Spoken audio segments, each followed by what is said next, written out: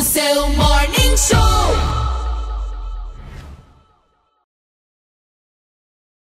E para quem não sabe, o Brasil, ele desde 1969, a gente teve um grupo na aeronáutica, era um grupo de militares e também de pessoas assim civis que gostavam do assunto, e eles eram destinados à pesquisa ufológica. Imaginei isso em 69. Olha, que chamava CIOANE, Sistema de Investigação de Objetos Aéreos Não Identificados. Sim. E eles produziram 2 boletins com vários casos ufológicos que eles investigaram para reportar para os seus superiores. E você hoje, todo mundo pode encontrar na internet, isso que eu queria saber. Dá para ler? Dá para ler. Você vê, tem inclusive casos aqui da nossa região, tem São Roque, esse caso de Lins, Votuporanga. Você vê lá, tem um sumário com várias cidades onde eles foram pesquisar. Então, o que eles faziam? Eles encontravam com a testemunha, faziam ali o questionário com a testemunha, eles anotavam, faziam um relatório, depois pediam para a testemunha desenhar o que ela tinha visto. Então, você vai ver nesse relatório desenho à mão, na época, as colocações de alguns dos militares, né? E aí eles fechavam, então isso ficou muito tempo guardado, né? Assim, nunca tinha sido divulgado.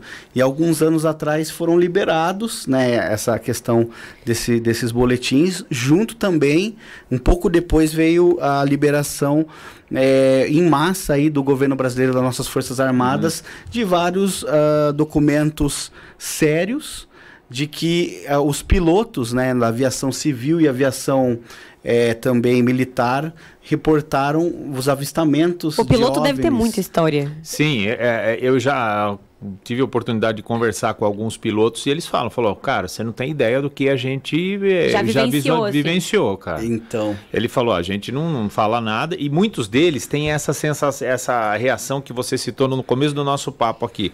O receio de falar, de fazer um comentário e ser perder credibilidade, ridicularizado, perder credibilidade, de repente, por causa de uma função que ocupa, fala, viu, você está precisando descansar, acho que você está viajando, tal, né? Demais, né? Literalmente, e a questão de manicômio é uma questão muito pesada. Sim. Você tem histórias, Marco, de pessoas que acabaram sendo internadas porque a família considerava que precisava de internação? Porque acho que esse era um medo também, né? Que antes, por muito pouco, você era internado. Tem casos assim, né, que a pessoa um pouco já, ela vê um pouco mais de coisas que, por exemplo, que inclusive alguns psiquiatras dizem que a internação não vai adiantar nada. Não. E que é uma disfunção, às vezes, na própria questão da pessoa. Tem um médico, um neurocientista, muito conhecido hoje, o Sérgio Felipe de Oliveira. Ele desenvolveu um trabalho científico muito interessante, que é na glândula pineal, né, nossa.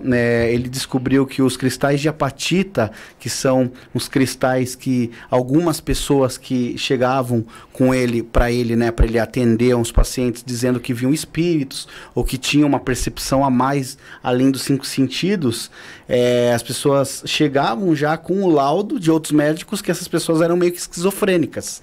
E ele começou a analisar uma pesquisa muito interessante que ele fez, e ele conseguiu perceber que na glândula pineal dessas pessoas, elas produziam os cristais de apatita, que são elétrons, que no momento que elas se tocam, elas vibram certos nervos ópticos e algumas outras funções do cérebro que você acaba por captar essas outras coisas externas além dos 5 sentidos. Que coisa. É muito interessante. Então ele falou que muitos dos casos das pessoas que foram internadas ou pessoas que eram tidos como esquizofrênica, na verdade, não adiantaria nada. É uma galera mais desenvolvida, falando a grosso modo. Elas seriam uma pessoa mais desequilibrada, né? Mas ao mesmo tempo com essa mediunidade mais avançada. Aí, é o ponto de vista, Walter. Desequilibrado ou evoluído. Exato. Depende de como você está analisando. Aliás, tem um vídeo que viralizou aí na internet, né? Principalmente o WhatsApp e tal, daquele cara que fala do Gigablue. Você já viu esse cara? Eu tal? Não vi. O que é esse? Um cara muito engraçado, tal, que ele fala que o alinhamento dos planetas e o Gigablue e não sei o quê. E o pessoal, depois eu mostro, a galera depois da edição põe um pedacinho aí. E Gigablue é o quê? Na cabeça dele é alguma coisa muito importante, entendeu? Entendi. É isso aí. Foi a criação. Isso aí, das ideias. Aí é o seguinte, tô conversando com o irmão aqui, que é o mano ali, dá uma filmada nele ali, que é o Mutante Monstro, na era Digimonstro, que é a era digital do Enigma Monstro, entendeu? Tá tudo na palma da mão, basta você entender a visão, tá ligado? Então, vamos colocar aí Rapa 11/11 em Mogi, às 11 horas. Agora vamos colocar aí Corinthians, 11 pontos no dia 11/11, tá ligado? Do Enigma do 1/1, que é o futebol, que é 11 contra 11, não é bola, tá ligado? Então nessa transmutação do Gigablu, que é ligar o Bluetooth para o agora real, porque a realidade, tá ligado? Ela vai ultrapassar, tá ligado? O agora, e você vai ter um agora real ultrapassando a barreira da sua própria realidade. Então você vai estar com o sol, tá ligado? Correndo a seu dispor, na mente pensante, tá ligado? O que traz o sol, tá ligado? Na linha do horizonte, você vai iluminar. É o livre-arbítrio, entendeu? No eu que te pertence e tudo isso. Então você tem um Enigma Monstro transmutando o Gigablu. Mas são coisas que vão acontecendo, né? E assim, como você falou, às vezes, será que essas pessoas são realmente, podem ser consideradas fora do padrão, né? Ou elas têm uma potencialidade diferente, né? São as perguntas. Eu acho que o tema aqui que a gente colocou, inclusive, né, é ter somos nós, né? Porque fica essa pergunta, né? Primeiro, saber se só ter essa pretensão de que só nós aqui habitamos, né? O nosso espaço aqui é muito forte, né? Essa questão também, só o que a gente pensa tá certo? Ou será que nós estamos pensando de uma forma tão primária, vamos dizer assim? Perfeito. Eu acho que são perguntas que vocês, ufólogos, vocês devem se fazer o tempo inteiro, né, cara? Você há mais de 20 anos que você tá nessa 21 anos. Nessa vibe aí da ufologia, né? Verdade. Não, perfeito, você colocou, né? Tem esses casos que tem o caso que realmente é questão de esquizofrenia, mas esse caso também que você falou, que a gente tem que, uma porcentagem que teria que dar mais atenção, estudar a pessoa mesmo, para ver até que ponto ela realmente é, né? Sim. Se tiver o laudo ali realmente do problema de esquizofrenia, coisa de antigo, tudo bem. Mas que nem o Sérgio Felipe de Oliveira, ele coloca, né? Ele é muito, assim... O cara é muito centrado nessa questão de não descartar essas possibilidades, né? E a gente, por exemplo, que é da ufologia, todo dia realmente a gente fica... A gente acha que por incrível que pareça, a gente é ufólogo, mas ao mesmo tempo é cético. Porque a gente... porque você principalmente, você viaja muito, você vai em busca de provas. Sim, e muitas das vezes a gente sai frustrado, porque você vê que é alguma coisa mais aumentada, você tem um feeling também que você vai adquirindo com o tempo. Às vezes você escuta eu vou te dizer bem a verdade, de tudo mesmo, eu acho que 5% é realmente misterioso e que é esse 5% que nos mantém motivados a buscar mais coisas. Porque existe realmente muita banalização, muita gente querendo se envolver, às vezes inventar ou alguns enganos, né, com a questão ufológica, mas esse 5% que é o que chama muita atenção, e a gente percebe que esse fenômeno, antigamente ele era muito mais ativo na questão de contato diretamente mesmo, né? Que nem a gente estava ontem discutindo numa live, né, um caso que aconteceu em Lins, de uma senhora que trabalhava, né, num hospital lá em Lins, e que ela teve uma visita assim inusitada. Era uma pessoa muito simples, muito humilde, né, a questão do interior, e ela relata coisas assim fascinantes, né? E você vê assim no próprio áudio dela da época. E daí, nas circunstâncias que o próprio Cioane depois foi investigar o caso dela, que ela é uma pessoa que, pra mim, tá falando muita verdade, assim, no fato. Ela comenta que teria descido um dia ela estava preparando para dormir, estava dormindo, era por volta, assim, de umas 5 da manhã, ela escutou como se fosse um freio de um carro, e era esse hospital, né? Era um sanatório, na época também, uma parte sanatório, outra parte era mesmo hospital. E aí ela achou que era internação, porque chegava o pessoal lá, né, direto. Sim, fazia barulho de madrugada. Isso, aí ela desceu, foi atender a pessoa, ela falou que era uma moça muito bonita, de seus 30 e poucos anos, ela estava com um guarda-pó, com um lenço assim, e com uma garrafa que ela falou que ela não sabe descrever, a garrafa linda na mão, e falou e fez assim para ela, falou, internação? A moça não respondeu, e ela né, aquela humildade da pessoa do interior, Sim. falou, acho que você quer água. Tá, entra aqui, vem aqui. Aí foi levando Ele tá com ela uma no garrafa na mão, bebedouro. né? Você tá com sede. E aí levou no bebedouro. Ela foi tentando puxar papo com a moça, né? E ela percebeu que a moça ficou olhando muito na época o carro que tava em 1968 isso, hein?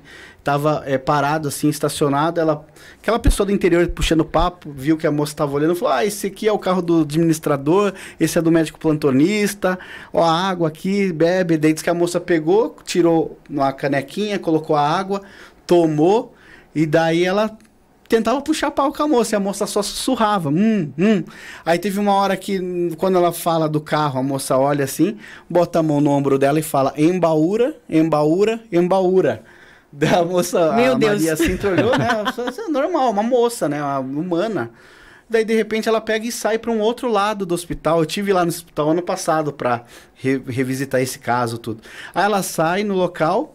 Quando ela sai, ela falou que ela achou estranho, ela seguiu a moça. Quando ela vai no pátio do hospital, que já era um local, hoje, eu fui o ano passado, é um local afastado.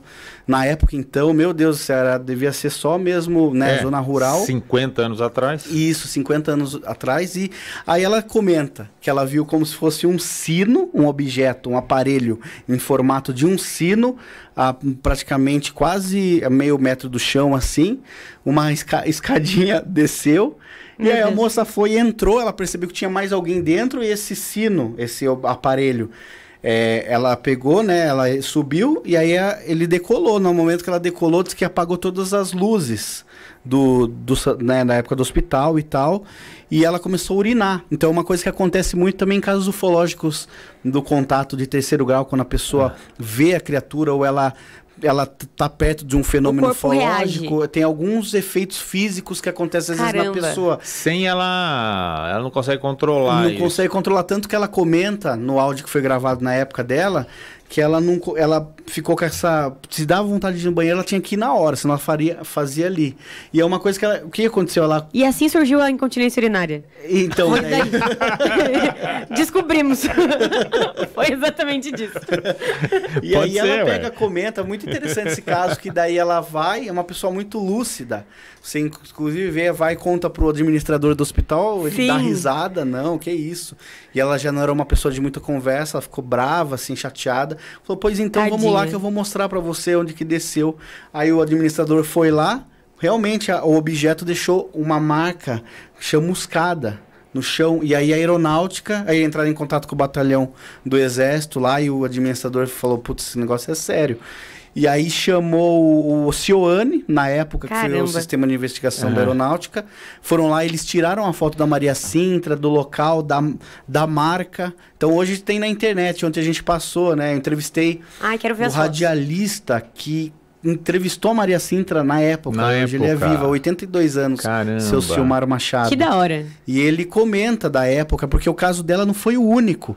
E aí eu fui lá em Lins, eu fui numa biblioteca, consegui os exemplares dos jornais de 1968, 69, eles digitalizaram. Se você vê o tanto de reportagens, de fenômenos, de luzes, desses acontecimentos que aconteceram na época, foi muito grande, sabe? Então, tipo assim, são esses fatos que nos chamam muita atenção. Não, e deve ser um alívio pra pessoa quando ela vê que outras pessoas tiveram experiências semelhantes, né? Porque você fala, meu, só comigo? Tô Por ficando que doida, só né? eu? Como é que seria?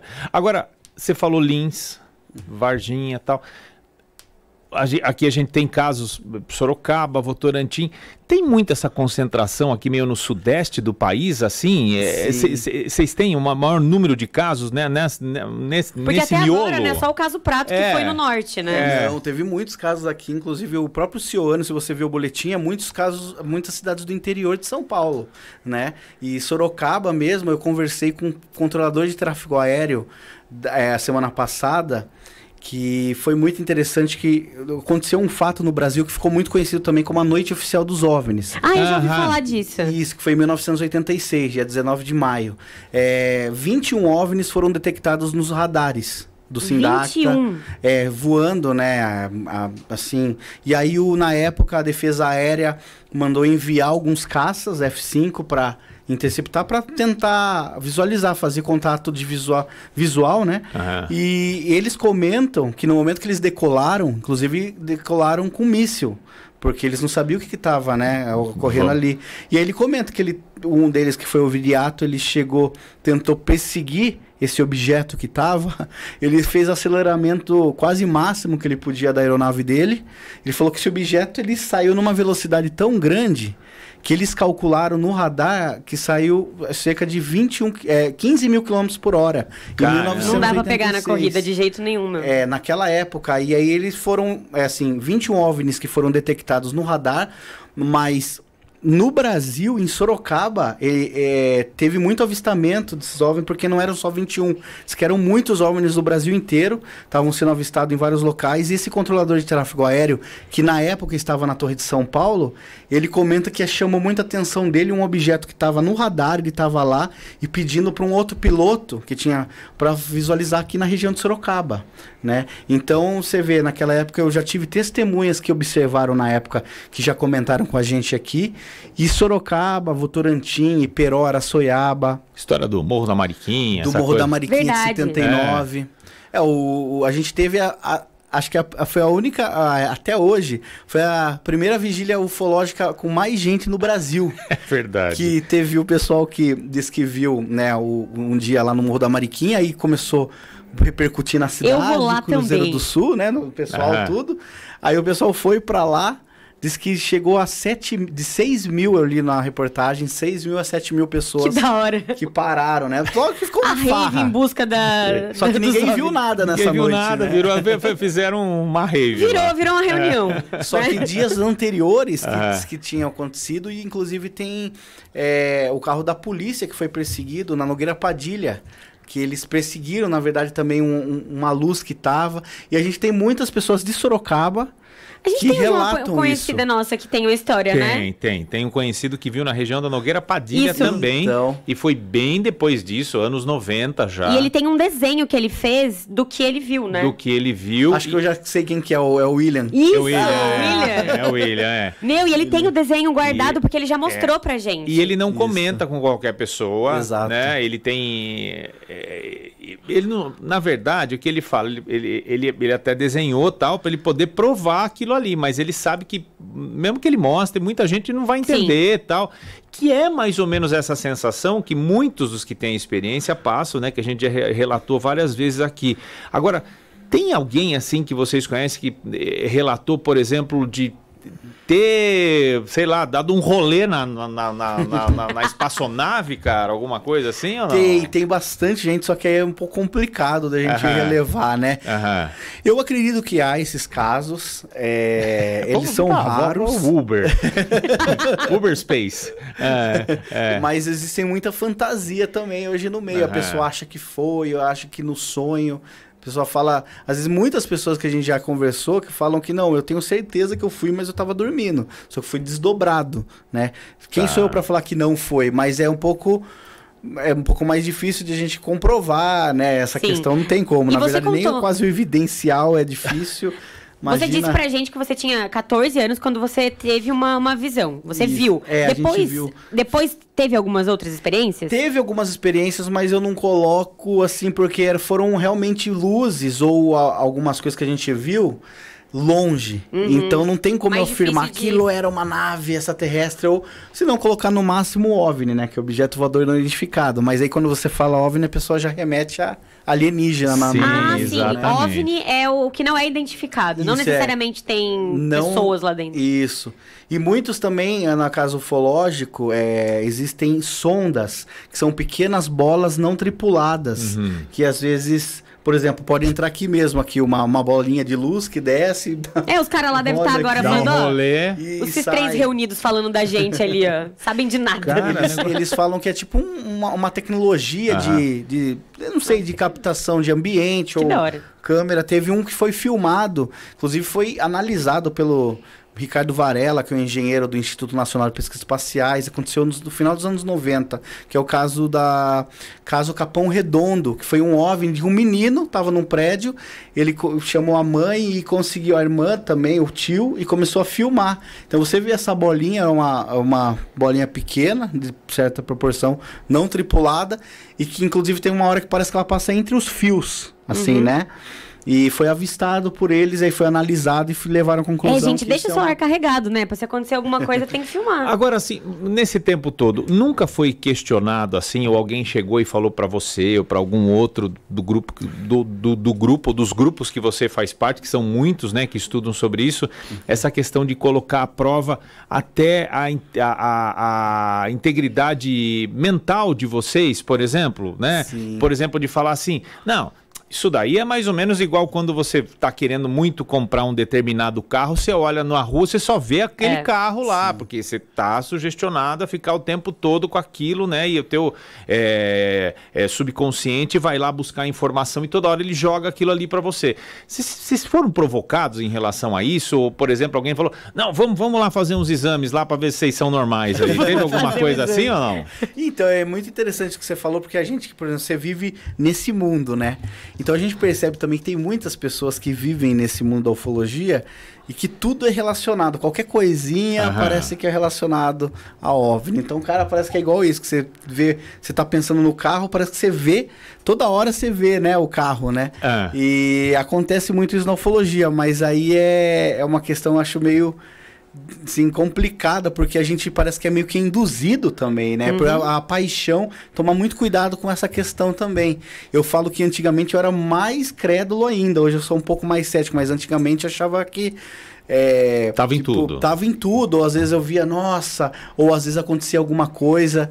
Eu achava que tinha relação com o fenômeno. É que não que você tenha perdido a crença, né? Acho que quando você estuda mais, você vai percebendo e diferenciando, engrossou né? a casca, né? Até porque engrossando. a gente fala desse lance de filmagem. Dá pra fazer uma comparação com a Lua. A gente sai à noite e vê a Lua lindíssima. Aí você tira uma foto do celular...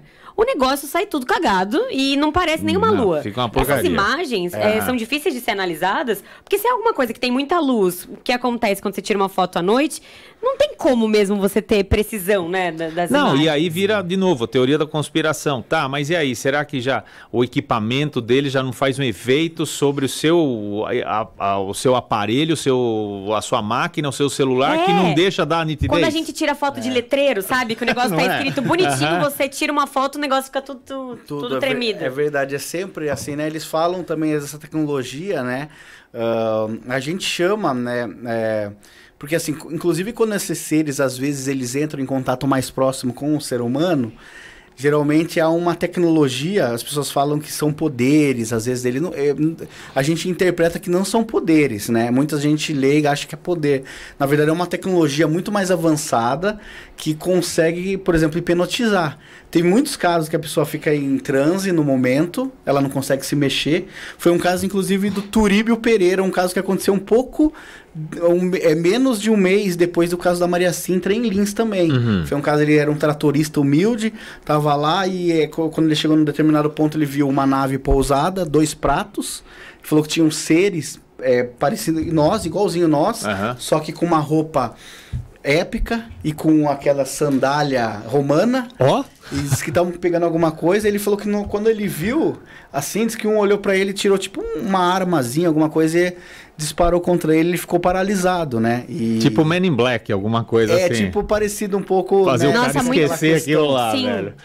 Não, daí ele ficou Eu queria ter uma dessas vezes, né, pra mim mesmo. Ele conseguia se mexer, olhando tudo o que acontecia. Aí eles que subiram no objeto e decolaram. E aí logo depois ele foi sair do transe ali, né?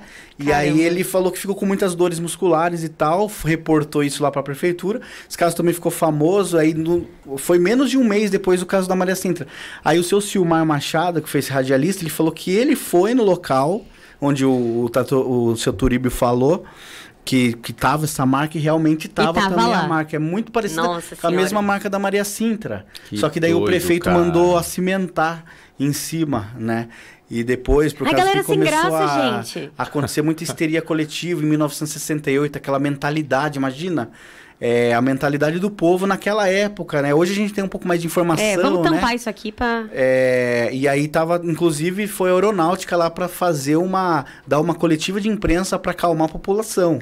Então eles comentaram, inclusive o Major Zani, que foi responsável por investigar outros casos que aconteceram em Pirassununga e tal. Ele, na época, estava fazendo um acobertamento. E aí, na coletiva de imprensa, ele falava que eram balões estratosféricos, né? que estavam sendo soltados lá em São José dos Campos. Que e as louco, pessoas né? estavam vendo. Balões estratosféricos. Ele comentou, disse que na coletiva de imprensa com todos os repórteres lá, pra ver se a população, porque o pessoal falava assim, a gente saía na rua, pô, a bola de luz vinha em cima da gente, muita gente estava acontecendo na zona rural e um pouco na cidade na época, sabe? Uhum. Então é muito interessante. Você acha que acontece mais na zona rural por ter mais espaço aberto? Eu acho que por causa um pouco deles serem uma maneira de mais eles se resguardarem, né? Não ser um local que muita gente vai ver. E também tem as pessoas mais assim humildes, né? As pessoas que geralmente parece que eles escolhem. As pessoas parecem que inclusive elas são mais humildes, mas elas são mais puras, né? Para ter um contato, eles não sofrerem consequências. Então Nossa. é uma coisa que não dá pra gente, a gente só pode hipotetizar, né? Nossa, que da hora, né? Dá pra ficar conversando 70 horas. Se tivesse uma cerveja, então o negócio ia por 7 dias. Tem que mudar o programa pra... Vamos mudar pra Happy Hour. Agora, o Marco, você, obviamente, né, uma das referências aqui no país sobre esse assunto, Imagina. já teve muitas participações aí, National Geographic, Discovery, History e outros canais tal, e matérias especiais, e sempre é consultado e tudo mais. Você tá com um projeto legal aí também agora, né, tal, com Amazon Prime, é isso? Conta um pouco pra gente aí também, cara. Isso, esse é um projeto que a gente tá, na verdade eu tô fazendo a consultoria, a produção de um documentário americano, né? Eu já trabalhei com ele em 2012, quando ele veio com a National Geographic pra cá, ele veio pra gravar uma série chamada Chasing UFOs, e ele voltou em 2013. A gente gravou de novo em Varginha, só que o que aconteceu? Que foi acontecendo tantas coisas nesse meio, em todos esses anos. Ele viajou para outros países, ele foi pegar outros casos fantásticos e clássicos de outros países. E ele lançou esse que era para ter acontecido de 2013 e entrar no documentário que foi lançado ano passado. O caso Varginha não entrou, porque desde 2013 até agora a gente fez muitos levantamentos novos. A gente conseguiu muito mais informação de testemunhas. Sim. Então o James Fox ele preferiu não colocar no documentário que foi lançado ano passado, que está em número 1 lá, ficou acho que 4 meses em primeira posição como mais assistido na Amazon Prime. Que legal. Nos Estados Unidos, chama The Phenomenon, né? É um documentário fantástico, é o melhor, assim, dos melhores da atualidade, assim, né? Tá. E aí ele conseguiu lá, né, fechar esse projeto para estar vindo no Brasil. Então amanhã eu estou recebendo eles aqui, tá em off ainda, Sim. porque justamente a gente tá falando, né, por causa que a gente vai ter algumas entrevistas que são, assim, entrevistas que as testemunhas militares estão com medo. Elas vão falar, mas obviamente a gente não vai mostrar elas, né? E botar aquela voz. Isso, a voz de pato. Tá certo. Pra não identificar. E, né, o rosto, então a gente vai fazer esse documentário que possivelmente, eu acho, como o The Phenomenon entrou pela Amazon, e também parece que ia entrar pelo Netflix agora, não sei se vai vir pro Brasil. Esse eu não sei se vai ser pelo Amazon mesmo, mas é a mesma produtora do qual ele produziu, que adquiriu os direitos, né? Então a gente vai fazer esse trabalho, é um trabalho que está em off, e depois vai ser só divulgação, né? Então é um trabalho muito árduo aí que a gente vai fazer agora no próximo mês, né, de gravações. E tanto com testemunhas civis, militares e também controladores de tráfego aéreo dessa época da Noite Oficial dos OVNIs, né? E eu acho que vai ser a gente está esperando que vai ser um grande documentário, assim, excelente para divulgar esse caso brasileiro, né? Ele conseguiu vender, acho que ele conseguiu esse documentário só de Varginha, então vai ser muito bom pra gente explanar. Da hora demais. 1h30, né, de documentário. E Marco, dos materiais que você já produziu, onde as pessoas podem encontrar? Pra quem quiser mais detalhes, saber de mais histórias, porque com certeza a gente falou de várias histórias aqui, mas você deve ter 1 milhão de histórias a mais. Sim, tem esse último trabalho que a gente fez, que foi de Carona com os OVNIs, né? Tá veiculando no History, tá passando de domingo, tava passando muito ano passado, né? Que ele foi lançado em 2019 e agora tá passando aos domingos. Só que vocês podem encontrar no YouTube, só procurar lá de Carona com os OVNIs. A gente gravou 13 episódios em 11 estados brasileiros, contando, né, as histórias. Infelizmente foi uma grade pequena, assim, de 25 minutos de cada episódio, mas dá para as pessoas conhecerem um pouco mais da casuística brasileira, ufológica, no qual mostra também a beleza do nosso país, porque o nosso país é maravilhoso, né? Parece que os OVNIs escolhem os melhores locais para aparecerem. Eles querem ir para lugar bonito, né? Faz uma puta viagem. E também eu vou deixar meu canal no YouTube, canal singelo, canal Marco Leal. E lá a gente coloca toda essa pesquisa de campo, né? As entrevistas que a gente faz com as testemunhas de vários casos ufológicos e sempre tá dando update lá, colocando novos. Eu sou a favor, Walter, vídeos, da gente de tempos em tempos conversar com o Marco pra gente se Porque manter ele atualizado. tem muita informação. Você imagina depois desse novo trabalho que tá chegando aí, um monte de informação que ele vai ter, todos os caras lá falando com a voz do Darth Vader ou do Alvin, os esquilos, que ele vai ter aí, para poder passar pra gente, porque esse pessoal tem o que eles devem ter de informação para passar também é muito interessante, né, cara? E isso vai enriquecer toda essa pesquisa que vocês fazem, né? Isso vai ser muito legal. Já tá convidado, viu, Marco? Pô, te agradeço, vai ser uma honra. E realmente, por exemplo, que a gente percebe, o caso Varginha hoje fazem 25 anos, vai fazer 26 anos em janeiro. Então, a gente ainda tem esperança que muitos, inclusive dos militares que se envolveram mais diretamente, passando esse tempo, venham a colaborar. Sim. Já teve alguns que vão moço, já passou bastante tempo. Fala, moço. Teve sabe? Um que, inclusive, ó, pra vocês já aposentou o cara, pelo né, amor de Deus. Vamos gerar entretenimento, pelo amor de Deus. Teve um que a gente, inclusive, tava querendo muito. Pô, a pessoa hoje ele tá na reserva. E ele é uma pessoa, a gente ofereceu um cachê pra ele, assim, irresistível pra ele poder participar, porque a gente sabe, só para ele, porque a gente sabe que ele se envolveu diretamente mesmo, ele chegou a ver. E ele não aceitou, ele tá com medo até hoje, ele já tá na reserva. Ai, que dó. Ele falou que não quer saber. Ele falou, esse dinheiro é muito bom, você sabe que eu preciso, mas eu não vou mexer com isso não, isso é um vespeiro. Olha, pra negar um valor bom, tem medo mesmo. Então, e isso daí deixa a gente mais ainda com a famosa pulga atrás da orelha, né? Por que tanto medo de falar? Por que tanto receio? Por que isso pode gerar ainda tanto problema? E por que ele dá o adjetivo de vespeiro até para uma situação como essa, Não né? só ele, como vários profissionais da área médica de Varginha, que se envolveram no hospital lá, comentaram, né? A gente teve êxito de conseguir novas testemunhas que vão trazer novidades, assim, em torno do caso Varginha, né? Em alguns acontecimentos lá. E também não vão aparecer, tem medo de aparecer, porque, né... E ele não conta nem sem gravar? Ele conta, ele gravou, já queria saber, né? Na verdade ele foi, olha só pra você ver, ele tem muito medo que esses depoimentos da época que eles gravaram, confiando nos ufólogos, esses depoimentos não vazaram até hoje. Então meio que na comunidade ufológica brasileira e mundial existem esses depoimentos deles contando participação. Eu posso contar um pouco aqui rapidinho o que ele teria, né? Ele foi uma pessoa que... É bom frisar que a maioria desses militares que estavam nos caminhões lá em Varginha, eles não sabiam qual missão que eles estavam. Eles estavam só recebendo ordens e não foram informados para eles o que era. Só fazer um parênteses em relação a isso, e tem tudo a ver com essa questão da época também, né? Porque tá um comentário, obviamente, dessa coisa hoje a informação chega rápido para todo mundo, mas ali o pessoal, principalmente dessa área militar e tudo mais, recebia o comando ali, aquela informação, e era só aquilo que os caras tinham, né? Ia meio, né, encontro às cegas, né? Vai pra no ver feeling, o que vai totalmente, acontecer, né? Confiando no comando, não é isso? Sim, perfeito. Eles vão, porque ele comenta que no dia que ele saiu de Três Corações da Escola Sargento das Armas, até Varginha dá uns 35 minutos, 40 minutos. E aí ele chega lá e com mais outros 3 caminhões, ele fica andando em círculos com o caminhão. E aí ele estava seguindo um comboio de carros à paisanas de agentes S2. Agente S2 é serviço de inteligência do Exército. Ele comenta que muitos S2, nem os próprios militares sabem quem é S2, porque é um trabalho reservado mesmo. E eles mesmos investigam, às vezes, os próprios militares. Então, eles que estavam fazendo aquela manobra e tal. Ele fala que ele estava seguindo o carro.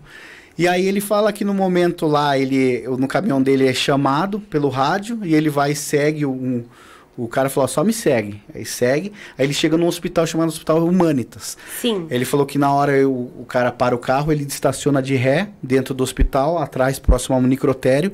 Ele falou que no momento que ele estaciona, ele desce assim do veículo, da viatura do caminhão. E aí tem vários carros da Polícia Militar, do Corpo de Bombeiros lá, uma correria.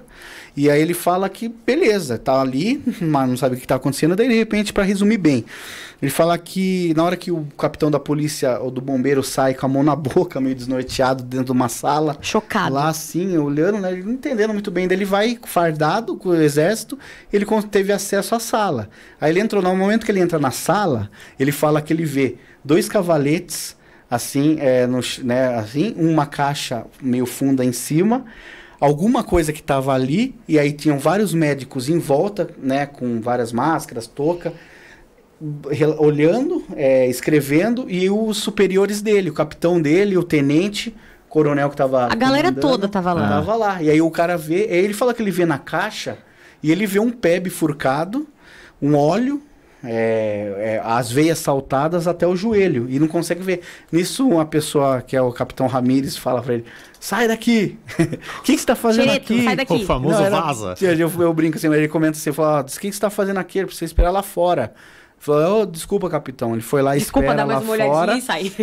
Só que ele fala, é muito interessante, que ele nunca imaginou que aquilo era um extraterrestre. Ele fala, eu falei, mas o que você achou na hora? Ele falou, na época, eu juro pra você que eu achei que era um homem queimado ou um bicho queimado. Eu nunca. Depois começou, quando a gente pegou, aí ele fala que eles colocaram na caixa, enrolaram num saco plástico preto, né? Prenderam com borboleta, e aí colocaram no caminhão. Daí ele foi seguindo, depois desse SS2, até a escola preparatória, escola de sargento das armas lá.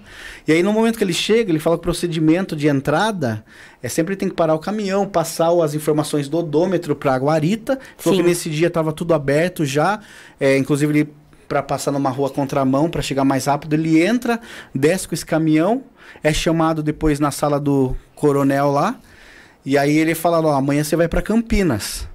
Você já tá sabendo? Falou assim. E aí meio que especula, porque viram que ele viu, né? Aquilo lá que não era pra ter visto. E aí comentam sobre esse negócio de extraterrestre, mas ele achou que era... Ele não acreditou. Nossa. E aí o cara falou assim, se vocês falarem disso aqui fora, vocês vão se ver comigo e tal. Então ele trouxe essa criatura, essa caixa, para a escola preparatória de cadetes. Da escola preparatória de cadetes eles levaram, não ele, outro contingente do exército, levou para a Unicamp. Pro HC. Caramba, cara. Que é muita coisa. É só uma pitada aí, hein, Bruna? Não, e Marco, você contou meu. disso, né? De transportar e das coisas de resíduos que tem. Eles estavam com o corpo lá. Tem uma história também de pote de metal, né? Que eu já ouvi você falando disso, que, sei lá, estragou e daí volta. Ah, tá. Como isso, que é isso? Foi na verdade, isso foi a... Dava pra fazer carro com isso. Essa é um pouco polêmico, esse reciclagem, relato. assim? Não, O que é? assim, ó, ele vai explicar, ó. E foi um caso que foi o seguinte, antes dessas criaturas, né, aparecerem ali, teve um casal de caseiros que observou um objeto em formato de um submarino, de um charuto voando, soltando fumaça. Aí depois, na manhã desse dia, teve um piloto de ultraleve que estava indo sentido para um campeonato, um encontro de ultraleve. Ele fala que estava passando a Fernão Dias e ele vê o mesmo objeto também que descrito, depois a gente associou com o casal de caseiros. Aí esse objeto estava soltando fumaça, ele estava caindo, e aí ele falou que estava já em posição de queda, ele como piloto de ultraleve, de aviação, ele falou que deu a volta na Fernão Dias, entrou numa estrada de terra e foi sentido pro local onde teria caído. Ele falou que na hora que ele chega no local que é um passo, na fazenda Maioline, tá todos esse objeto tinha acabado de cair, os destroços, tudo fragmentado no chão. E aí ele fala que na hora que ele olhou aquilo, também ele falou que não imaginava que era coisa extraterrestre, nada. Desculpa. Ele achou que se tratava de um avião de pequeno porte. E aí ele fala que ele chega... E aí um cheiro muito forte de amoníaco também, lá no local, e um monte de fragmento. Ele fala que pega um fragmento na mão, amassa, rasga, e na hora que ele abre esse fragmento, ele volta ao normal, né? E aí nesse exato momento... Uma lagartixa em formato de pote. Meu Deus. Esse caso, ele ficou um pouco polemizado, por causa que o caso Roswell, que é o caso número 1 da ufologia mundial, eles falam que o cara realmente, o militar, né, lá o Jesse Marcel, ele pegou esse fragmento, inclusive rasgou, ele voltou ao normal. É como se fosse um fragmento de alumínio, Sim. só que desconhecido, né? E aí ele fala, o Carlos de Souza, quando pega esse material na mão, ele fala que logo os caminhões do exército já foi entrando, né? Larga isso, garoto, você não vai ficar com isso. Não, porque imagina, Walter, você segurar um pote, tá doido. aí você amassa, aí ele volta, aí você amassa, aí ele volta. Eu passaria dias amassando e fazendo voltar. É um pouco polêmico, assim, Total, cara. o depoimento dele, mas tem 50% acredita, 50% não acredita, entendeu? Fala que ele fantasiou demais, mas alguma coisa ali eu acho que ele Eu acredito nele, decidi isso. Ele vai participar acredito junto, nele. a decisão de cada um. Ele vai nos levar lá na fazenda, de novo, a gente já teve lá algumas vezes, né? E aí eu lembro que daí o que aconteceu? Quando ele contou isso para os ufólogos, na época que isso aconteceu em janeiro. Só que aconteceu uma coisa muito estranha com ele, assim, segundo ele. Ele fala que na hora que o caminhão do exército chega lá, vem um oficial, falou, o que você está fazendo aqui? Ele falou, não, aconteceu um acidente aqui, eu tô aqui. Ele falou, não, sai daqui, isso aqui são tudo governo brasileiro. Sai, tirou da mão dele o pedaço e ele saiu assustado. Ele falou que entrando na rodovia, ele parou num posto de gasolina, foi... comeu um negócio no banheiro, falou que na hora que ele volta, falou na hora que ele vai pegar o carro dele, ele falou que tinha um carro parado já, com 2 homens lá, e chegaram pra ele e falaram assim, viu, o senhor é o Carlos de Souza, mora na rua tal, na cidade de tal, seu pai é tal. Velho. Ele falou que ele olhou, assustou, o quê? Porque... Ele pensou, vou morrer. Daí ele falou assim, os caras falaram assim pra ele, ó, o que você presenciou, você não viu nada, é melhor você ficar bem quietinho, tá bom? Não comenta nada. Aí ele falou que ficou um pouco muito assustado, né? E em vez de ir pra onde ele tava, ele falou que retornou pra São Paulo, que ele é de São Paulo, contou pra esposa, e aí a esposa falou, não, melhor a gente ficar quieto, não falar nada. E aí isso foi em janeiro. Quando foi em outubro, ele falou, quer saber, eu vou não posso viver com isso guardado. E ele procurou o ufólogo de São Paulo, Caldericovo, hoje já em memória, infelizmente. Grande ufólogo. E aí ele contou essa história pro Claudeir. O Claudeir falou, você tem como me levar no local onde isso aconteceu? Ele falou, tenho, vamos lá então. Aí eles foram até Varginha de São Paulo. O cara, é um local até de difícil acesso, sabe? Você entra lá e entrou lá e mostrou. E aí os ufólogos da época que estavam investigando se uniram, foram pra Fazenda Maioline, fizeram um pente fino, levaram detectores de metal. Sim. Só que eles não acharam nada. A única coisa que eles acharam estranho é que tinha muita terra revirada. E marcas de sapatas de guindastes ou alguma coisa que esteja A galera ali, já tinha mexido lá, né? que tinham mexido. Então, meio que eles hipotetizaram que realmente houve uma varredura ali, algo do tipo, pra não deixar mexeram na cena. Eles tiraram foto, inclusive tem essas fotos dessa terra revirada lá e o Marco Petit passando detector de metal e vários outros colegas ufólogos, que acho que foram lá, mais de 10, foram fazer esse pente fino pra ver se encontrava qualquer fragmento. Não, hoje eu já sei que eu vou ficar sem dormir. Amanhã eu vou trabalhar igual um zumbi, porque eu vou ficar a noite inteira procurando todas... Você sabe. Isso aqui tem medo de robô, cara. Meu, verdade. Tem medo de robô. Não, eu tenho medo de robô, porque... Imagina ele tá paradinho assim. Meu, o robô tá de boa, você fica dando moral pro robô. Lá, limpa aí minha casa, uma hora ele vai se rebelar. Ela acha que aquela que limpa a casa vai você tá dormindo, uma hora o negócio acorda. Não, eu não coloco essas coisas dentro de casa, mas eu vou assistir, porque eu tô muito curiosa agora. Porque eu tenho medo, mas eu sou curiosa, sabe? Esse negócio do robô é aquele que limpa? Isso. Viu? Você tem? Quando que isso saiu? Quando que isso tá na moda agora? Quando que isso foi lançado? Faz pouco Vocês tempo, lembram? não faz? Vamos falar, pra ser muito, sei lá, 4, 5 anos 4, 5 anos no máximo, eu acho. Acredita que no final dos anos 90, ou início de 2000, eu lembro que eu fui lá, tava lá no parque lá dos Estados Unidos lá, e aí a gente entrou num lugar que era tipo uma atração futurística. Era um como que fala? Futureland, alguma coisa? Tipo coisas do futuro, Sim. né? Meu, eu fiquei impressionado porque tinha já esse robozinho que eu lembro, o pessoal mostrava isso no final dos anos 90. Então o pessoal falava assim, tá ó. vendo? E não só, TV de LED, eu vi lá. Sim. Tipo assim, é uma coisa que você fala, não acredito que isso vai existir. Isso vai existir? Vai existir. Isso tá tudo em teste. Então isso o quê? Fazem 20 anos atrás, 22 anos atrás, que vem aí Tá isso. Então a gente sabe que, tipo assim, tem muita tecnologia que já tá muito à nossa frente. E outra, eu frente, assisto Avengers, então aí tem lá o episódio que bota lá o maninho lá um de frente pro outro, eles começam a conversar numa língua deles e Vai lá. Então. Olha. O celularzinho que você acha que você tá com 12, com 20, você acha que tá muito modernão, já deve ter a versão 200 já escuta o que a gente tá falando, agora tá escutando tudo aqui que a gente tá falando. O robozinho deve ter alguma coisa. Olha, Marco, só podemos agradecer essa participação aqui, foi muito legal, incrível, cara. Incrível. Tomar esse café da manhã com esse bate-papo legal aí com você. Sucesso aí com esse novo projeto aí com o pessoal de produção que deve estar rolando pela Amazon. E conta pra gente depois quando acabar. Conta tudo. Com certeza. Eu que agradeço muito, Walter e Bruna, toda a produção. Obrigadão mesmo aqui. Foi uma honra bater esse papo e vamos voltar com certeza aí pra falar isso. Então eu gostaria de agradecer a todos os ouvintes também, a oportunidade aí. Obrigado. Obrigada. Beleza. E a gente, Bru, aguarda que semana que vem tem mais um café da manhã especial aqui com mais uma personalidade. Sim, né? Com o Marco veio aqui falar da ufologia com a gente. Semana que vem tem mais um papo legal aqui. Você aguarda os nossos próximos podcasts aqui do Breakfast. Valeu, gente. Fechou? Valeu, até o próximo. Breakfast, o seu morning show.